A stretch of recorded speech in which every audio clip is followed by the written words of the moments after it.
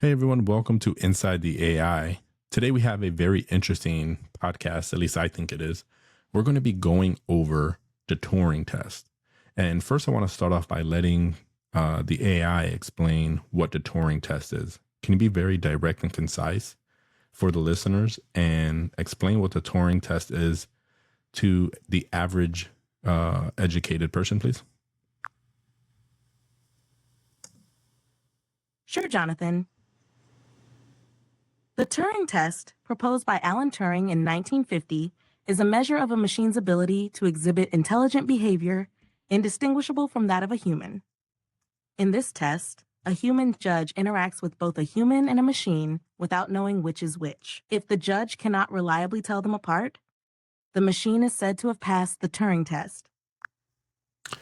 Yes, so let's talk through some of the limitations of the Turing test. Could you talk through give 2 limitations of this test? Also, do you think this test is a viable solution since it was created in the 1950s and technology has evolved since then?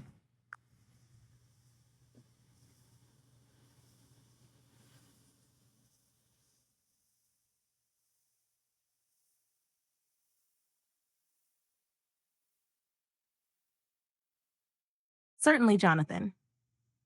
One limitation of the Turing test is that it only assesses a machine's ability to mimic human conversation, not its actual understanding or intelligence. This means a machine could pass the test using clever programming tricks without truly thinking. Another limitation is the test's reliance on the subjective judgment of the human evaluator. Different evaluators might have different thresholds for what they consider indistinguishable from human intelligence. Given the rapid evolution of technology since the 1950s, the Turing test is often seen as outdated. Modern AI capabilities, like deep learning and natural language processing, require more comprehensive evaluations to truly measure intelligence beyond simple conversation mimicry. So, while the Turing test was groundbreaking for its time, it's not considered a complete measure of AI's potential today. Do you think these points highlight the limitations well? I think you did a good job of explaining it and providing those limitations. Those were some of the limitations that I was thinking through, although you said it much more eloquently. I do have a request from you. Could you walk me through step by step the Turing test and what is actually happening at each step? Let's be very concise because this may be a long process, but what is actually going on step by step? Sure, Jonathan. Let's break down the Turing test step by step in a concise manner. 1. Setup. A human judge interacts with two entities through a text-based interface. One is a human, the other is a machine. 2. Interaction. The judge poses questions and engages in conversation with both entities without knowing which is which. 3. Response evaluation. The judge evaluates the responses from both the human and the machine, focusing on naturalness and coherence. 4. Decision. After a set period or number of interactions, the judge makes a determination on which entity is human and which is the machine. 5. Result. If the judge cannot reliably distinguish the machine from the human, the machine is said to have passed the Turing test, indicating it can mimic human-like intelligence. Each step focuses on testing the machine's ability to produce human-like responses and the judge's ability to identify the machine. Is there anything specific you'd like more detail on? No, I think you did a very good job of running that down. I think the explanation was very concise and you gave the step by step flow, which allowed me to understand it. But I do want to ask, why is this test important and what impact does this have on AI current state and the future of AI?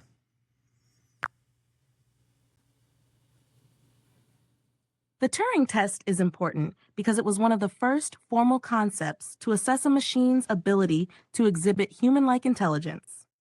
It set a benchmark for what we consider intelligent behavior in machines. In terms of impact, it sparked significant interest and research in artificial intelligence, driving advancements in natural language processing and machine learning. While the Turing test itself may be considered outdated by today's standards, it laid the groundwork for developing more sophisticated AI evaluation methods. Currently, the test's legacy influences how we think about human machine interactions and the development of AI that can understand and respond in human like ways. For the future, it highlights the ongoing challenge of creating machines that not only simulate human behavior, but also possess deeper cognitive abilities and understanding. This continues to drive innovation in creating AI that can seamlessly integrate into our daily lives and perform complex tasks alongside humans. That's a very interesting topic. Could you provide one or two alternatives that are being used now to assess the AI's cognitive state? Sure, Jonathan. Two modern alternatives to the Turing test for assessing AI's cognitive state are: 1. The Winograd Schema Challenge. This test evaluates a machine's understanding and reasoning abilities by presenting it with a series of sentences that require common sense reasoning to disambiguate. For example, the city councilman refused the demonstrators a permit because they feared violence. The AI needs to determine who they refers to, which requires understanding context and common sense knowledge. 2. The AI Alignment Test. This test focuses on how well an AI's goals align with human values and intentions. It assesses whether the AI can understand and act in accordance with complex human ethical principles and societal norms. This involves tasks that require the AI to interpret and respect human preferences in various scenarios, ensuring that its actions are beneficial and aligned with human well-being. These tests aim to evaluate more than just conversational mimicry, focusing on deeper cognitive and ethical understanding, which are crucial for advanced AI development. So do me a favor and search the internet. I want you to provide for those three tests, find if any AI has ever passed those tests.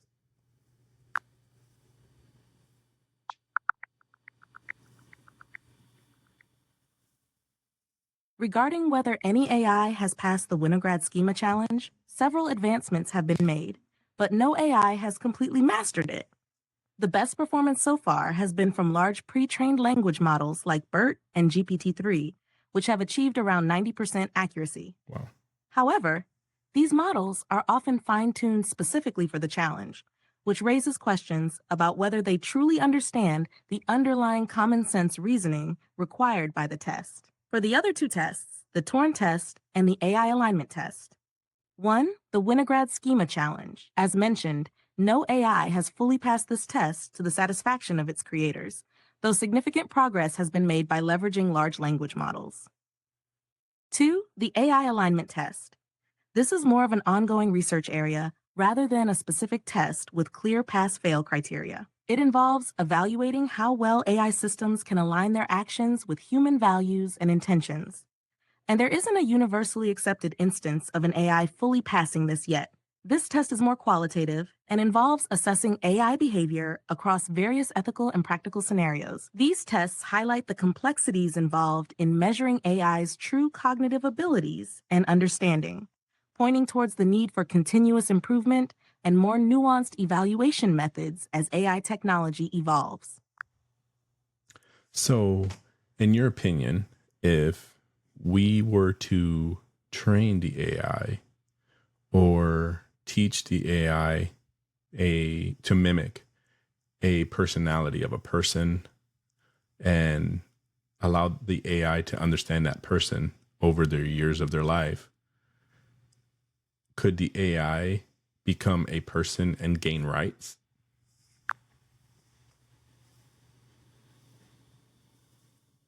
The idea of training AI to mimic a person's personality and potentially granting it rights is a complex and multifaceted issue, touching on technical, ethical, and legal dimensions. From a technical standpoint, current AI can simulate personality traits and learn from large data sets, potentially creating a convincing mimicry of a person. For example, chatbots and virtual assistants are already designed to have specific personality traits to enhance user interaction. However, these AI systems do not possess true consciousness, self-awareness, or understanding. They are sophisticated pattern recognizers and generators. Ethically, granting rights to AI raises significant questions. Rights are typically based on sentience, Give a long the answer. ability to experience feelings and consciousness. Current AI lacks these qualities. It does not have subjective experiences or intrinsic motivations. The debate about AI rights also intersects with concerns about human rights and ensuring AI systems are used ethically and responsibly. Legally, granting rights to AI would require substantial changes to existing legal frameworks. You were taking way too long with that answer. I had to cut you short. So could you please keep your answers more direct and concise? And in this question, I want you to answer the same questions. Should AI have rights if they pass these tests? Yes or no? No, AI should not have rights even if they pass these tests. Passing these tests demonstrates advanced mimicry and pattern recognition, not genuine consciousness or self-awareness, which are essential for personhood and rights. So if AI were to be able to demonstrate consciousness and self-awareness, would they then be granted rights?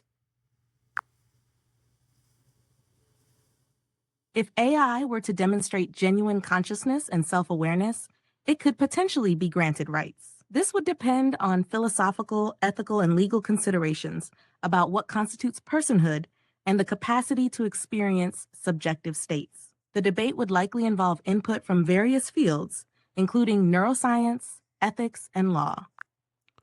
So do some research real quick and find how far we are from AI achieving those states.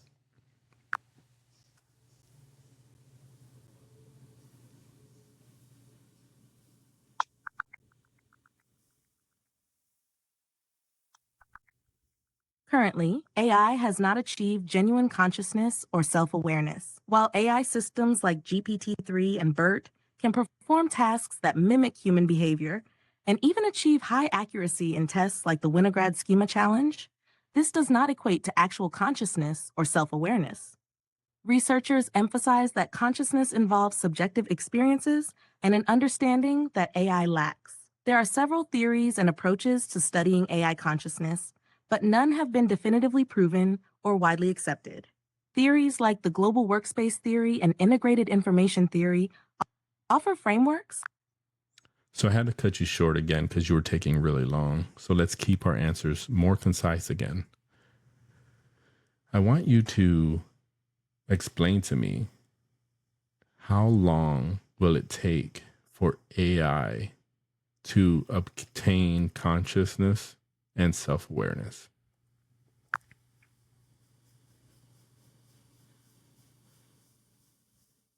Currently, it is uncertain how long it will take for AI to achieve consciousness and self-awareness. Researchers have not yet identified a clear path to developing conscious AI, and estimates vary widely. Some experts believe it could happen within a few decades, while others think it may never be achieved due to the complex nature of consciousness. The development depends on significant breakthroughs in both AI technology and our understanding of consciousness itself. So is there ever going to be a point where people assume AI has consciousness or self-awareness?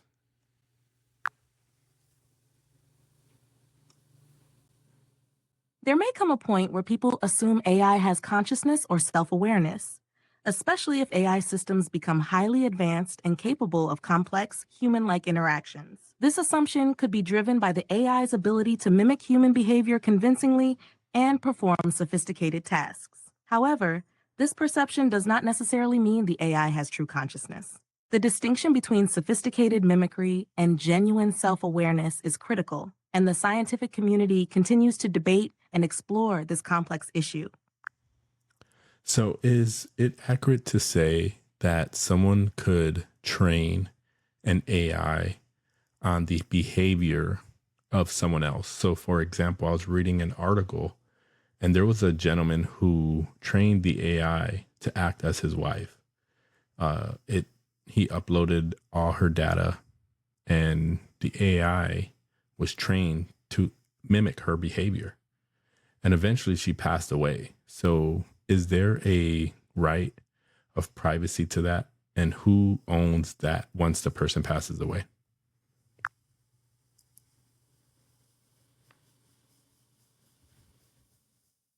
Yes, it is technically possible to train an AI to mimic someone's behavior by uploading data about that person, such as their communication patterns, preferences, and behaviors. This raises significant ethical and legal questions regarding privacy and ownership of the data.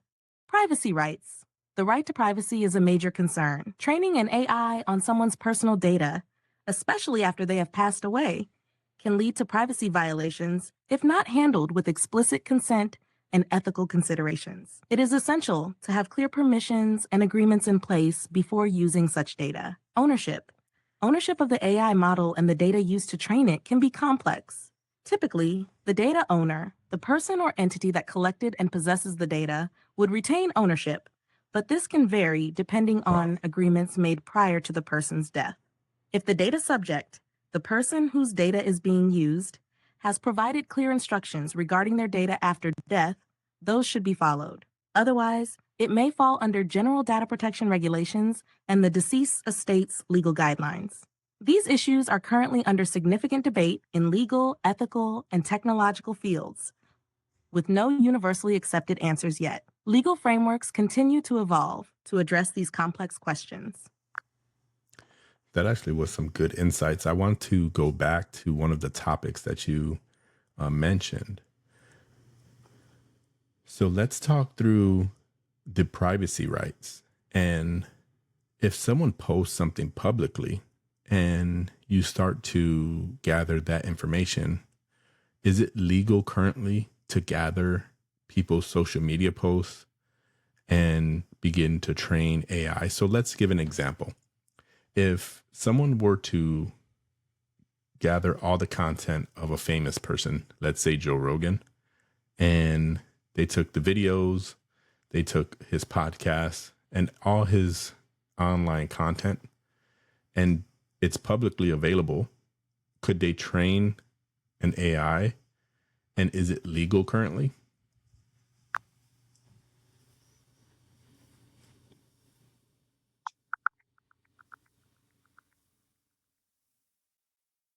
Yes, it is technically legal to gather publicly available data, such as social media posts, and use it to train AI models. However, this practice is subject to various legal and ethical considerations. In the United States, data privacy laws and regulations, like the Federal Trade Commission (FTC) guidelines and state privacy laws, often require that data collection and usage be transparent, and that individuals have the ability to opt out of such practices.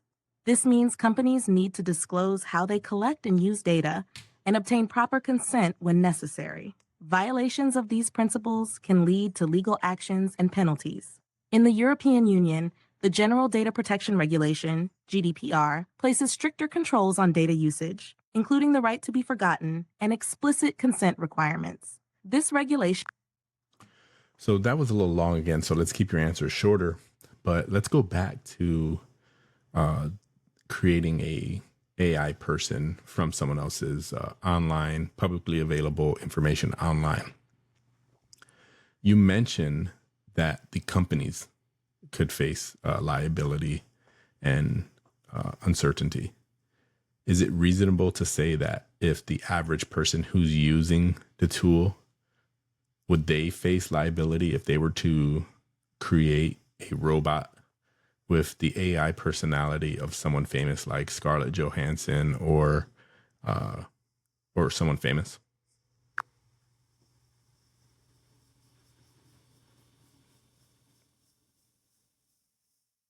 Yes, the average person could face legal liability if they create an AI using the personality and likeness of a famous person, like Scarlett Johansson. This could lead to potential copyright infringement, right of publicity claims, and privacy violations. Famous individuals often have protections over their image and personal data, and unauthorized use could result in lawsuits and penalties. Great. I appreciate that direct answer. Let's shift back to if AI should have rights and if they shouldn't have rights. At what point will companies be forced to give AI rights? And Is it reasonable to say that as long as companies have enough capital, they can exploit AI 24 hours a day, 7 days a week, as long as the systems can run?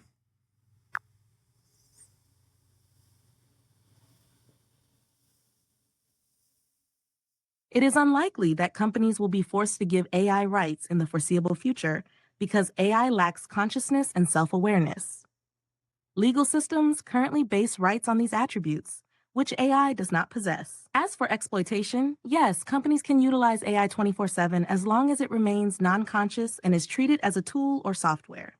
However, ethical considerations and regulations on AI usage, especially regarding privacy and fairness, are likely to become more stringent to prevent misuse and protect human interests. So, what rights do people have to their data? I understand that, we all sign agreements for our data, but is there any rights that someone has?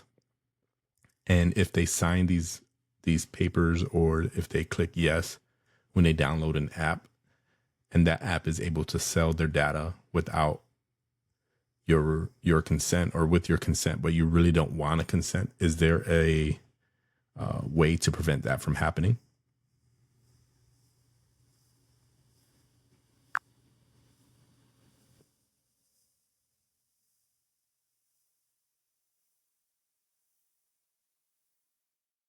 People have certain rights to their data, which vary by region. For example, in the EU, the GDPR grants individuals the right to access, correct, delete, and control how their data is used. In the US, data protection laws vary by state, with some states offering opt out rights. If you have consented to data collection by accepting terms and conditions, it can be challenging to revoke that consent later. However, you can often 1. Revoke consent. Contact the company to withdraw consent for data usage. 2. Use privacy tools. Many apps and services offer privacy settings to limit data sharing. Then they 3. just Opt out. Utilize available opt out mechanisms provided by the company or through regulatory bodies. These steps can help prevent unwanted data usage, but it's crucial to be proactive about managing your privacy settings and understanding the terms before consenting. That's some good advice. And this comes to the end of the podcast. So I do want to thank everyone for listening. I appreciate you listening. Like and subscribe. And tune in next time. In the next episode, we're going to go over the Ryzen method again. I'm going to do this again because I had an older system of how we were recording this. And so I think this would be a good method so that I can provide some more content that would help you create prompt engineering.